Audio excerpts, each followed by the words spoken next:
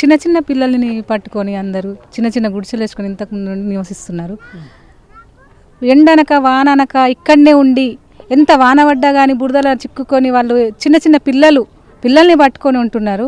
మరి మేము ఏదో ఆస్తులు అడుగుతలేం కదా వాళ్ళకి, మేము ఏదో ఆస్తి అడిగి వాళ్ళ భూములు కబ్జా చేసుకుంటలేం కదా.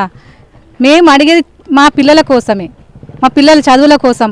అరే అందరూ బాగుపడుతున్నారు, అందరూ. మరి ప్రతి ఒక్క కులానికి గూడెం ఉంది, ప్రతి ఒక్క కులానికి కాలనీ ఉంది. మరి మా ఆదివాసీ కులాలకి ఎందుకు లేదు? మేము ఒకటే అడుగుతున్నాము, మా ఆదివాసులను ఎందుకు చిన్న చూపు చూస్తున్నారు?